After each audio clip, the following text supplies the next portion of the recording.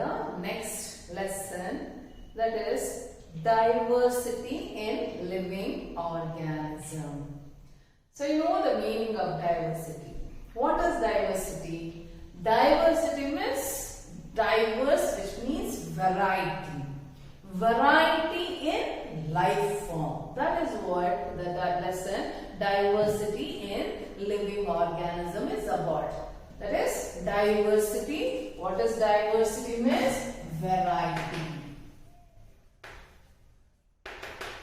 Yes, variety. So variety in the living forms. When we look around us, we come across with so many different varieties of living forms, isn't it? Some are so very huge, some are so small, some are so tiny, some are so very microscopic. There is variety in the shape, right? When we say shape, some are umbrella shape, as in case with mushroom, right? And when we talk about jellyfish, you know that it has that blob on it, right? And when we say like some are so very huge in the sense like whale.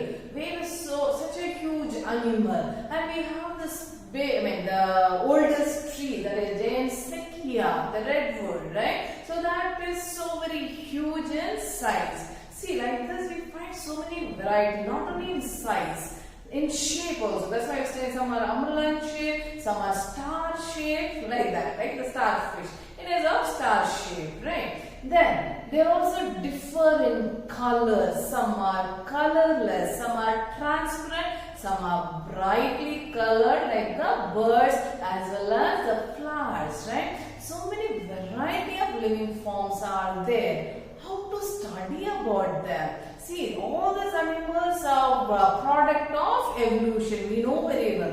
When earth was formed, there was no life form. Then slowly the living forms formed on the earth, originated on the earth, and slowly they underwent evolution, transition. They became more from simple to they become complex organisms. So whatever the life form we see, they are the products of evolution. Can we study about each and every organism?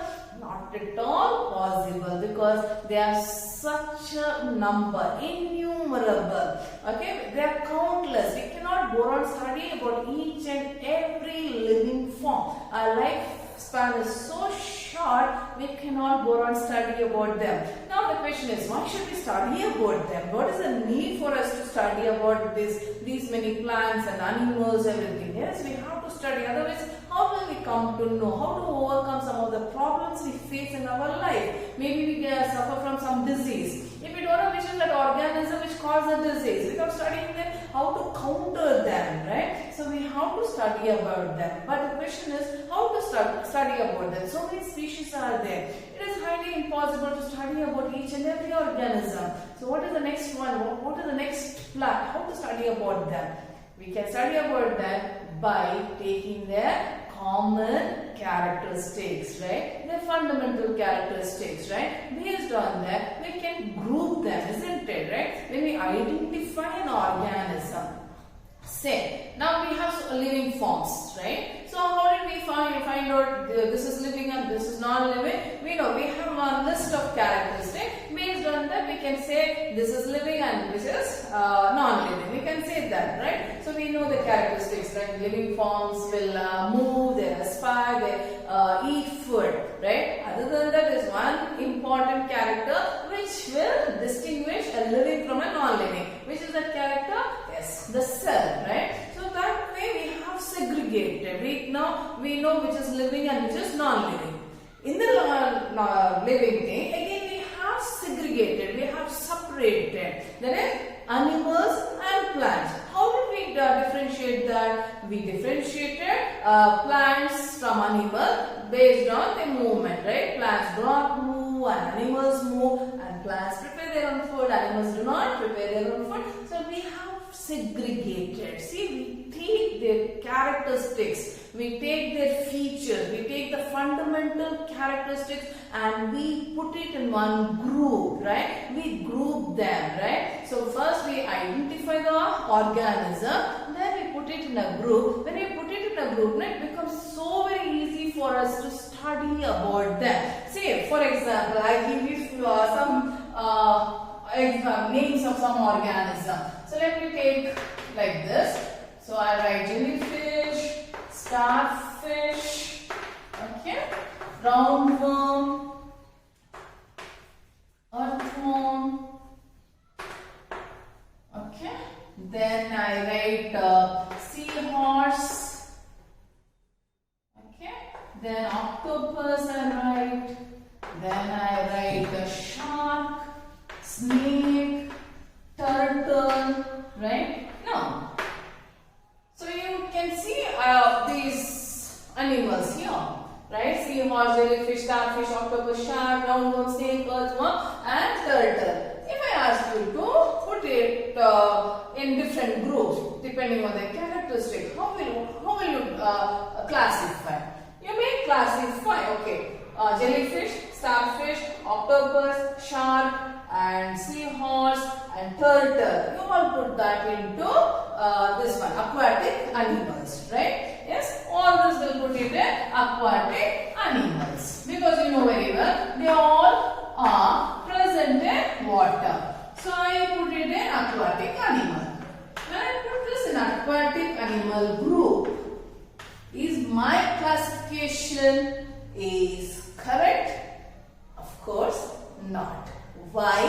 Because they may be aquatic organism, they may be living in water, but they're all different organism. How it is different? See, when you just look at this organism, some are invertebrates, some are vertebrates. See, different group it is, right? So, octopus, starfish, jellyfish, seahorse, jellyfish, all these are invertebrates. You know what is invertebrates? I don't have to say what are invertebrates, right? Then, turtle, seahorse, turtle, and shark. They are all vertebrates. Then what are these? Even snake is also vertebrate. Then what is earthworm? Roundworm. They are invertebrates. See, that's why we have to study the characteristic. When we study the characteristic, we put it in a we classify. After when we study the characteristic, we group them. When you put it in a group, it becomes so easy for us. Now I've said all these are invertebrates. Now you can see the characteristic of an invertebrate. What is the invertebrate? Invertebrates are the organism which do not have a backbone, isn't it? So it becomes so easy. So we have to find out that fundamental characteristic, and we should recognize that characteristic from those organisms, and we put it in a group and we classify. This is called classification. So let us see how these organisms have been classified. Classification, right? So in 8th standard we learn what is classification. Classification is nothing but identifying the organism and grouping them and naming the organism. So we have to identify an organism. How to identify an organism? We have to see their characteristic, right? If I ask you, for example, if I ask you ant, right? To which group you put? So what we do? We try to find out the characteristics. So how to find out the characteristics? So we see whether the ant, how many legs it has, right? So we count how many legs it has, whether it has wings, okay? And how is the body, right? Whether it is only one single part or whether it has 3 parts, right? So when we look at the ants, we know we can identify 3 divisions of the body. That is, it has head and abdomen and thorax region, and it has, that is, abdomen and thorax region it has, right? Thorax and abdomen region it has, and it has the legs, right? How many legs you would have seen? You would have seen around 6 legs, and it will have those feelers, everything. And now you observe some of the characteristics, right? Now any organism with this character will put them in the same group. Now I told this one as ant. Now let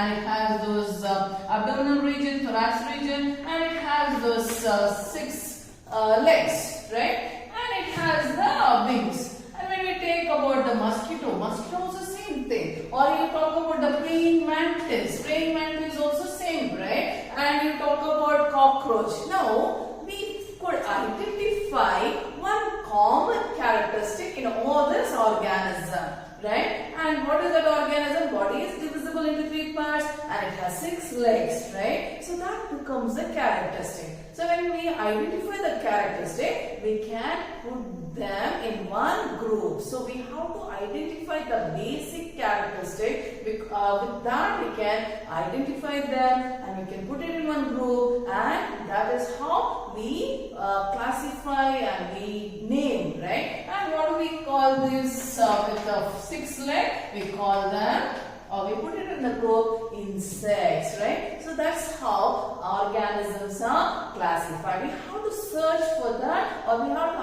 observe the basic characteristic in them. See, when we talk about the cell, right? We know all the organisms are made up of cell. If I have to consider an organism as a living organism, it should be made up of cell. If it is cell, right? We know cells are also classified into 2 types. Cells are also classified into 2 types. Which are those? We know prokaryotes and eukaryotic cells. Prokaryote and eukaryotic cells we have learned, isn't it? So what are prokaryotes? Prokaryote means here the nucleus is not bounded. Nucleus is not bounded. It's not covered. It is not covered with the nuclear membrane. So the organisms, now it becomes easy for us, right? You take organism and you just check the cell and we find out that the nucleus is bounded by a nuclear membrane or not.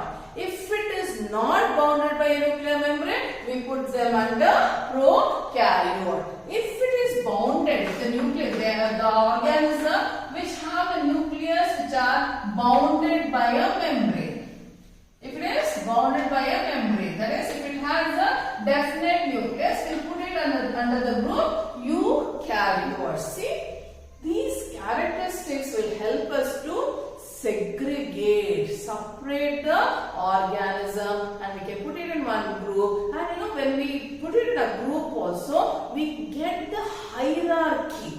Hierarchy, you know that, right? So hierarchy, we have to learn the hierarchy of organism. So what are the hierarchy? Before that, let us see who tried to give the classification. Right from long time, the Greek philosopher Aristotle tried to divide the living organism. All the plants he classified into herbs, shrubs and trees. Okay, that was a major division. That's all he did. Okay, then when he wanted to divide animals, he divided them into aquatic organism, terrestrial organism and arboreal organism. That's how we are classified. Then we learned about Linnaeus. You know about Linnaeus, Carolus Linnaeus. Carolus Linnaeus is well known for naming the organism. That's why he is called father of taxonomy. What is taxonomy? It's a branch of biology which deals with the identifying, naming, grouping and giving the name, right? That is called taxonomy. So he is called the father of taxonomy, and he was responsible for the binomial nomenclature. What is binomial nomenclature? Binomial nomenclature means it is the scientific method of naming the organism. Scientific method of naming an organism. So you take any organism, it all has name. Each and every organism, right? Whether it is plants, animals and microbes, any organism you take, all the organisms have scientific name. So binomial nomenclature means what? It's a scientific method of naming the organism. And we know that binomial nomenclature, it has two words, right? Two parts,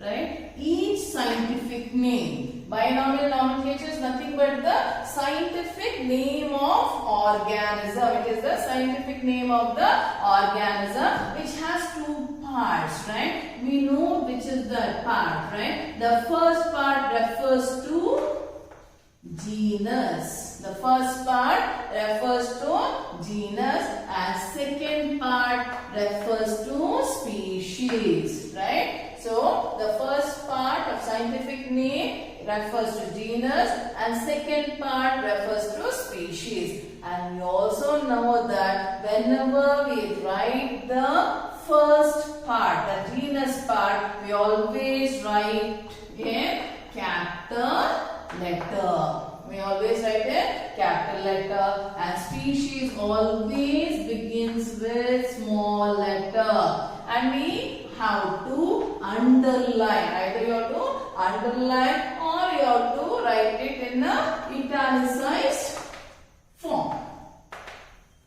Okay. So usually what we do, we underline the scientific name, right? So Carolus Linnaeus is called the father of taxonomy. He is responsible for giving all the organisms the scientific name, that is the binomial nomenclature. And Carolus Linnaeus was responsible for grouping all the organisms under two kingdoms, broadly classified. In the beginning itself I told all the animals, all the organisms which could prepare their own food, which was not moving, right? He put it in one group, that is plants, and the organisms which were moving, which could not prepare their own food, he put it under animals, right? So, what is this plants and animals? They are the kingdoms. So, you should know that in the living world, there are 5 kingdoms are there, right? In the living world, there are 5 kingdoms are there. Which are those 5 kingdoms? They are Monera, Protista, Fungi, Algae, and I think I made a mistake. So there are 5 kingdoms are there: Monera, Protista, Fungi, Plantae, and Animalia. These are the 5 kingdoms. These are the 5 kingdoms in the living world. Okay. So the 5 kingdoms. So we have learned it in extended. Who were the one who gave all these names, we know, right? So kingdom Protista is given by Ernst Haeckel. Okay, so we have learned about him. Copeland we learned, right? And Robert Whittaker we have learned. It is Robert Whittaker who gave the 5 kingdom classification. That is Robert Whittaker. The 5 kingdom classification. Which are the 5 kingdom? Kingdom Monera, Protista, Fungi, Plantae, and Animalia. Okay, this is 5 kingdom classification, and you know that 7 levels of classification, the hierarchy, 7 levels of classification. 7 levels of classification. You take any organism for that matter, they are come under the 7 levels. That's the hierarchy, hierarchy, right? Okay. So what? See, we talked about ant, right? So when I talk about ant is an animal. So that is one hierarchy, right? So it comes under the kingdom Animalia. Then I I know it is ant is the invertebrate. So I'll put it in the next level. So let us recall the 7 levels of classification, right? And I used to give you that what is that? The King Philip came for a good soup. This credit should go to one of my student who told me how to remember it, right? The 7 levels of classification, that is kingdom, phylum, class, family, order. No, it is order and family. Order, family, and genus, species. This is the 7 levels of classification. You have to remember this, right? And it is always from lower, from species to kingdom. Okay, so always we put the arrow mark upwards. Okay, so first is species, then genus, family, order, class, phylum, kingdom. Okay, so this is how you have to do it. This is the hierarchy. See, now like this ant, maybe it is belonging to some species. Then it will belong to a certain genus. Then the family, order, class, phylum, and kingdom. So any organism you take, they will be coming under the 7 levels of hierarchy. So if at all you remember our hierarchy, that is, let us see how much you remember. So we are I'm giving you the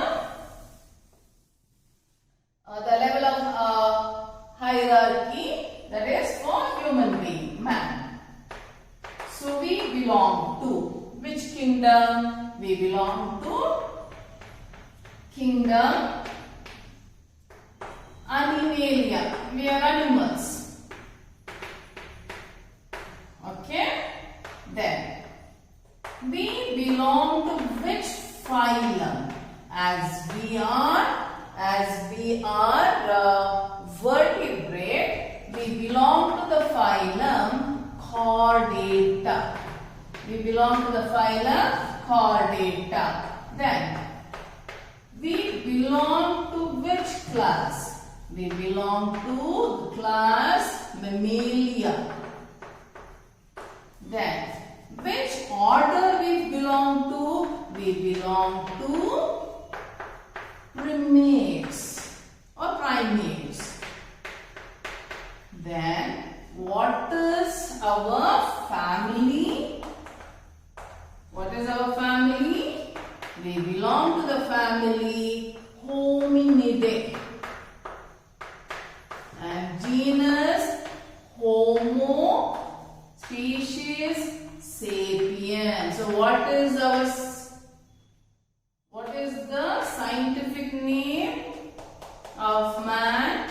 The scientific name of man is Homo sapien. This is how we get the name. So it is always this side only, upward only. You should write because species is the lowest level of classification. From lowest to we have to come to the higher. That's how the hierarchy, the ranking goes, right? See, when I say species, so in case of human being, the sapien. Sapien means we find only the human being coming there, sapiens, right? And genus, again genus may Homo means we are someone who are very intellectual, wise people. That's why we are called Homo sapien, wisest animals. We are the wisest organism.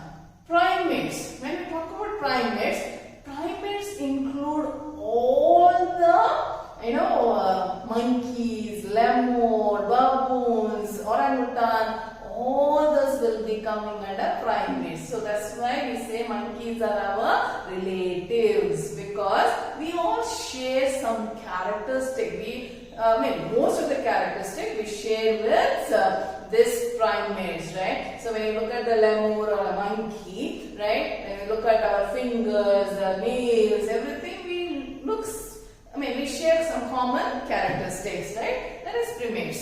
Then when I talk about mammalia, mammalia will be larger. That is, all those animals which give birth to their young ones directly, they are not laying, which give birth to their young ones directly, and they feed their young ones with their own milk. So it includes all the mammals, that is, not only primates, that is monkey, lemur, baboons, orangutans, man, and also horse, cow, rabbit, okay, all this will come under that is mammalia. Then when we talk about the phylum, that will become bigger one, right, broader one. It includes all the vertebrates like fishes, reptiles, amphibians, birds, and mammals. Or everything will come under chordata. Chordata means they are vertebrates. And animalia will become the largest level, that is, it includes all the vertebrates and all the